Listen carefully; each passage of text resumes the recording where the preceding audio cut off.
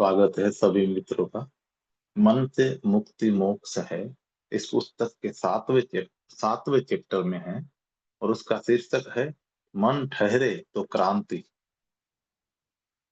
तो भगवान कहते हैं कि समय के हम तीन विभाजन करते हैं, अतीत, वर्तमान और भविष्य। वे समय के विभाजन नहीं है। समय तो सदा ही वर्तमान है। समय का तो एक ही टेंस है, प्रेजेंट टेंस। अतीत तो सिर्फ स्मृति है मन की, वह कहीं है नहीं। और भविष्य केवल कल्पना है मन की, वह भी कहीं है नहीं। जो समय है वह तो सदा वर्तमान है। आपका कभी अतीत से कोई मिलना हुआ है कि भविष्य से कोई मिलना हुआ है? जब भी मिलना होता है तो वर्तमान में ही होता है और वर्तमान से ही होता है। आप सदा अभी और यहीं, हियर एंड नाउ होते हैं। न तो आप पीछे होते हैं न आगे होते हैं। हाँ, पीछे का ख्याल आप में हो सकता है, वह आपके मन की बात है। और आगे का ख्याल भी हो सकता है, वह भी मन की बात है। अस्तित्व वर्तमान है, मन अतीत और भविष्य है।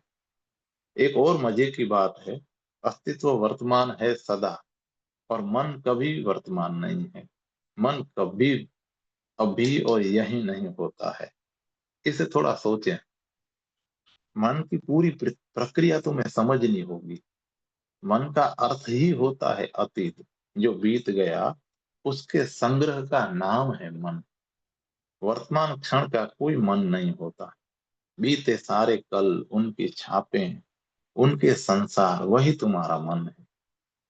थोड़ी देर के तो थोड़ी देर को तो अतीत को हटा कर रख दो, फिर क्या बचता है? एक एक ईंट अतीत की अलग कर लो और मन का भवन गिर जाता है। अतीत का कुछ न बचे तो मन को बचा पाओगे? मन का बचना असंभव हो जाएगा। मन तो अतीत का जोड़ है। इसलिए मन जरा जीर्ण में बड़ा रस लेता है। मन परंपरा, इतिहास में बड़ा रस लेता है। वे युग जो नहीं रहे, राम राज्य, सतयुग, उनमें मन की बड़ी लिप्सा है, क्योंकि मन उनके सहारे अपने को मजबूत पाता है। मन भविष्य में भी रस लेता है, क्योंकि भविष्य अतीत का ही रूपांतरण है। तुम भविष्य के संबंध में जो भी सोचते हो वह अतीत से ही जन्मता है, और आएगा भी कहाँ से? और तो तुम्हारे पास कुछ है भी नहीं। अगर अतीत की जड़ें हैं तो ही भविष्य के पते लग सकते हैं। अतीत गया, भविष्य भी गया। साधारणतः हम सोचते हैं कि समय के तीन खंड हैं, अतीत, वर्तमान और भविष्य। वह धारणा गलत है, बुनियादी रूप से गलत है। समस्त ध्वनियों का अनुभव उनसे विपरीत है। समस्त बुद्धों की देशना उसके विपरीत है। समय के दो अंग हैं, अतीत और भविष्य, और समय मन का ही दूसरा नाम है। चाहे कहो मन के दो खंड हैं, अतीत और भविष्य, चाहे कहो समय के, दोनों एक ही बात है। समय यानी मन। वर्तमान न तो समय का हिस्सा है न मन का हिस्सा है। इसलिए जिसे जागना हो उसे वर्तमान में ठहरना होता है। इस क्षण में अगर तुम ठहर जाओ, इस क्षण में अगर तुम स्थिर हो जाओ, न पीछे कुछ न आगे कुछ, फिर कहाँ मन है? सारी तरंगे गई। अतीत ही भविष्य को जन्माते चलता है। अतीत की संतति है भविष्य। बीते कल बहुत सुख तुमने देखे, बहुत दुख भी तुमने देखे। भविष्य में तुम चाहते हो जो सुख तुमने अतीत में देखे उनको और गणना करके देखो, और सजा धजा करके देखो। और जो दुख तुमने देखे हैं वे भविष्य में तुम्हें देखने न पड़े, बिल्कुल न देखने पड़े। बस यही तुम्हारा भविष्य है। यही तुम्हारे भविष्य की रचना है। भविष्य की तुम्हारी और क्या कल्पना हो सकती है? अतीत में से ही छांटते हो तुम हीरे जवाहर, बचा लेना चाहते हो, कंकड़ पत्थर छोड़ देना चाहते हो। हमारी भाषा में इसकी सूचना है। दुनिया की किसी भी भाषा में यह सूचना नहीं है, क्योंकि दुनिया की भाषाओं पर बुद्धों का प्रभाव नहीं पड़ा है। हमारी भाषाओं पर बुद्धों की छाप है। हम बीते कल को भी कल कहते हैं, आने वाले कल को भी कल ही कहते हैं। दोनों को हम एक ही नाम देते हैं। उसमें हमने जरा भी भेद नहीं किया।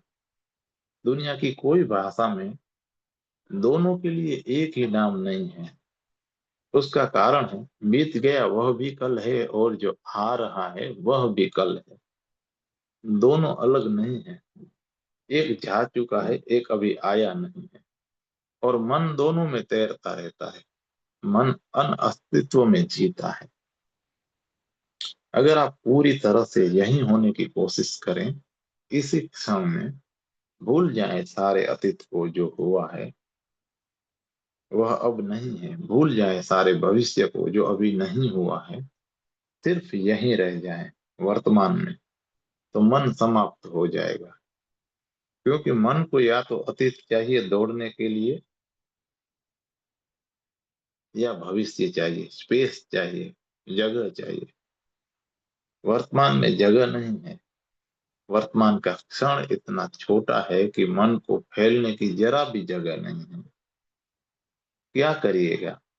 अगर अतीत छीन लिया, भविष्य छीन लिया, तो वर्तमान में मन को करने को कुछ भी नहीं बचता है। इसलिए ध्यान की एक गहनतम प्रक्रिया है और वह है वर्तमान में जीना। तो ध्यान अपने आप फलित होने लगता है, क्योंकि मन समाप्त होने लगता है। मन बच ही नहीं सकता है ध्यान में। समय सिर्फ वर्तमान है। मन है अतीत और भविष्य।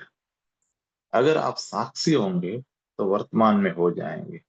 भविष्य और अतीत दोनों खो जाएंगे, क्योंकि साक्षी तो उसी के हो सकते हैं जो हैं। अतीत के क्या साक्षी होंगे जो है ही नहीं। भविष्य के क्या साक्षी होगे जो अभी होने को है। साक्षी तो उसी का हुआ जा सकता है जो है। साक्षी होते ही मन समाप्त हो जाता है। इसलिए भविष्य का जो रस है वह जरूर समाप्त हो जाएगा। लेकिन आपको पता ही नहीं है कि भविष्य का रस समाप्त तो होगा, वर्तमान का आनंद। लेकिन आपको पता ही नहीं है कि भविष्य का रस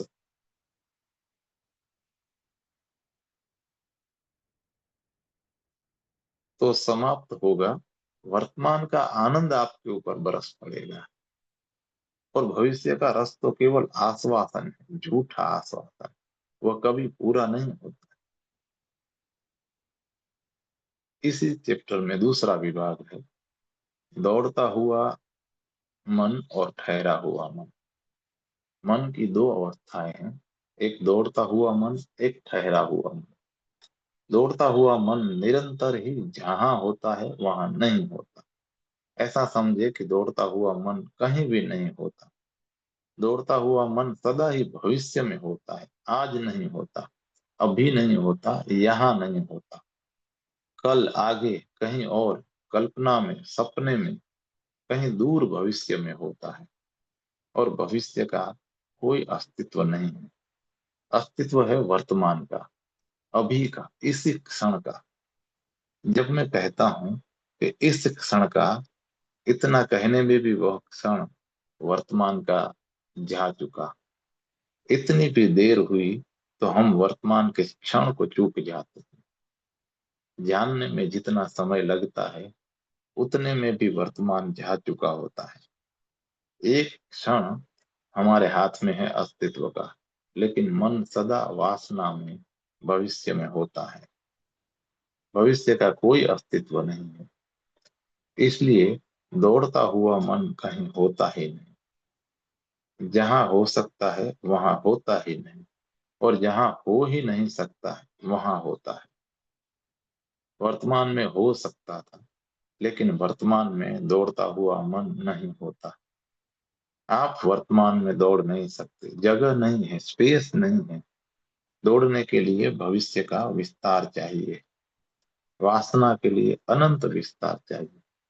वर्तमान का क्षण बहुत छोटा है, उस छोटे से क्षण में आपकी वासना न समा सकेगी। यह जो दौड़ता हुआ मन है, यह दौड़ता ही रहता है। कहीं भी ठहरने का इसे उपाय नहीं है। जहाँ ठहर सकता है वर्तमान में, वहां ठहरता नहीं है। और भविष्य तो है ही नहीं। वहां सिर्फ दौड़ सकता है, ठहरने की वहां कोई सुविधा नहीं। यह दौड़ता हुआ मन ही हमारी बीमारी है, हमारा रोग है। अगर अधार्मिक आदमी की हम कोई परिभाषा करना चाहें, तो वह परिभाषा ऐसी नहीं हो सकती है कि वह आदमी जो ईश्वर को न मानता हो। क्योंकि ऐसे बहुत से व्यक्ति हुए हैं जो ईश्वर को नहीं मानते और फिर भी धार्मिक हैं। महावीर हैं, बुद्ध हैं, वे ईश्वर को नहीं मानते पर परम धार्मिक हैं। उनकी आस्तिकता में भी रत्ती भर कोई संदेह नहीं। और अगर बुद्ध और महावीर की धार्मिकता में संदेह होगा, तो इस पृथ्वी पर फिर कोई भी आदमी धार्मिक नहीं हो सकता। अधार्मिक आदमी उसे नहीं कह सकते हैं जो ईश्वर को न मानता हो। अधार्मिक आदमी उसे भी नहीं कह सकते हैं जो वेद को न मानता हो, बाइबल को न मानता हो, कुरान को न मानता हो। अधार्मिक आदमी केवल उसे कह सकते हैं कि जिसके पास केवल दौड़ता हुआ मन है, ठहरे हुए मन का जिसे कोई अनुभव नहीं है। फिर वह कुछ भी मानता हो, ईश्वर को मानता हो, आत्मा को, वेद को, कुरान, बाइबल, किसी को भी मानता हो। अगर दौड़ता हुआ मन है तो फिर वह आदमी धार्मिक नहीं है। और फिर चाहे वह कुछ भी न मानता। लेकिन अगर ठहरा हुआ मन है तो वह आदमी धार्मिक है। क्योंकि मन जहाँ ठहरता है वहीं तत्क्षण परम सत्ता से संबंध जुड़ जाता है।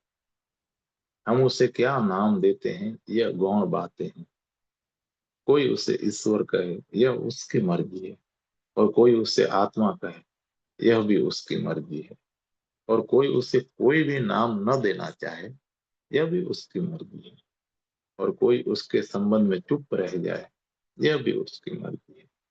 कोई उसे शून्य कहे, कोई उसे मिट जाना कहे, कोई उसे पूरा हो जाना कहे, कोई उसे साक्षी हो जाना कहे, यह सब उसकी मर्जी की बातें हैं। लेकिन जहां मन ठहरा, वहीं आदमी धार्मिक हो जाता है। मन तो एक अंडे की तरह है। अंडा जब टूट जाता है तो पक्षी पंख फैलाकर आकाश में उड़ता है। और अंडा अगर रुका रह जाए, तो जो अंडा पक्षी को संभालने के लिए था, उसी की सुविधा और व्यवस्था के लिए था, उसकी सुरक्षा के लिए था, वही वही उसके लिए कब्र बन जाएगा। अंडे को टूटना ही चाहिए। मन जरूरी है। आदमी बिना मन के पैदा हो तो वो वैसा ही होगा जैसे बिना अंडे के कोई पक्षी पैदा हो, तो मुश्किल में पड़ जाए। मन बिल्कुल जरूरी है, लेकिन अंडे की तरह ही जरूरी है। एक सीमा तक वह हमारा साथी है, एक सीमा के बाद दुश्मन हो जाता है। एक जगह तक बचाता है, एक सीमा के बाद हानि पहुंचाने लगता है। एक सीमा तक सहारा है, एक सीमा के बाद कारागृह हो जाता है। और हमारा मन करीब करीब कारागृह हो गया है। अनेक अनेक जन्मों से हम उस मन को लेकर चल रहे हैं, जो हमें कभी का तोड़ देना चाहिए था। लेकिन अंडे के भीतर जो छिपा हुआ पक्षी है, उसे भी तो पता नहीं है आकाश का। और उसे यह भी तो डर सताता होगा कि अंडे को तोड़ दूं फिर मेरा क्या होगा। वही तो मेरी सुरक्षा है, वही तो मेरी आड़ है। उसी से तो मैं बचा हूँ, वह मेरा घर है। स्वाभाविक है, हम मन को ही अपना सुरक्षा मानकर जीते हैं। इसलिए अगर कोई आपके शरीर को बीमार कह दे तो आप नाराज नहीं होते हैं। कोई अगर कह दे कि आप दुबले दिखाई पड़ते हैं, बीमार मालूम होते हैं, तबीयत खराब है, तो सहानुभूति मालूम पड़ती है। लगता है कि आदमी मित्र है। लेकिन कोई अगर आपसे कह दे कि आपका मन बीमार मालूम पड़ता है, कुछ मन में ज्वर मालूम पड़ता है, मन में कुछ विक्षिप्तता दिखाई पड़ती है, पागलपन मालूम पड़ता है, तो फिर आदमी मित्र नहीं मालूम पड़ता, फिर यह दुश्मन मालूम पड़ता है। क्योंकि शरीर को हम अपने से दूर मान पाते हैं, लेकिन मन के साथ तो हम अपने को एक ही मानते हैं। इसलिए जब कोई कहता है कि शरीर बीमार है, तो वह यह नहीं कहता है कि आप बीमार हो, आपका शरीर बीमार है। लेकिन जब कोई कहता है कि आपका मन रुग्ण है, तो आपको तत्काल लगता है कि इसका मतलब हुआ कि मैं पागल हूं, मैं रुग्ण हूं। मन के साथ हमारा तादात्म्य, हमारी आइडेंटिटी बहुत गहरी है। हमने अपने को मन के साथ एक समझ रखा है, और इस तरह पक्षी अंडे के बाहर होने में असुविधा पाता है, उपाय नहीं रह जाता। अंडे को ही पक्षी समझ ले कि यही मेरा होना है, तो फिर कठिनाई हो जाती है। ध्यान मन के तोड़ने का नाम है, या कहें मन के ठहरने का नाम है, या कहें मन के पार हो जाने का नाम है। कुछ भी कहें, इससे कोई भेद नहीं पड़ता है। आगे है मन ही कारागृह। भगवान कहते हैं जिस क्षण यह मन अस्त या विलीन होता है, उस क्षण सारे बंधन टूट जाते हैं। बस इतनी सी बात है, यह मन ही तुम्हें बांधे हैं। यह मन गया कि बंधन गए, यह मन ही तुम्हारी जंजीरें हैं। इस मन में ही तुम्हारा कारागृह है। यह मन ही है दीवार जिसके भीतर तुम बंद हो। इस मन के हटते ही खुला आकाश तुम्हारा है, सारा अस्तित्व तुम्हारा है। और जब न कोई विचार रह जाए, तो स्वभावतः समरस, सहज और सुंदर अवस्था पैदा हो जाती है। एक ही रस बहता है, न सुख न दुख, एक ही स्वाद, एक ही सुगंध। कहो उसे परमात्मा की सुगंध, या सत्य की सुगंध, या निर्वाण की, पर एक ही, समरस, जरा भी विषम नहीं। एक ही स्वर गूंजता है, ओंकार का नाद। जहाँ मन अस्त हो जाता है या विलीन हो जाता है, वहीं समाधि है। दोस्तों, यह चैप्टर भगवान की पुस्तकें गीता दर्शन अध्याय नंबर 13, प्रीतम छवि नयनन बसी अध्याय नंबर 3, और गीता दर्शन के अध्याय नंबर 90 और सहज योग से संकलित किया हुआ है। हम आगे बढ़ते हैं चैप्टर नंबर 8 की तरफ।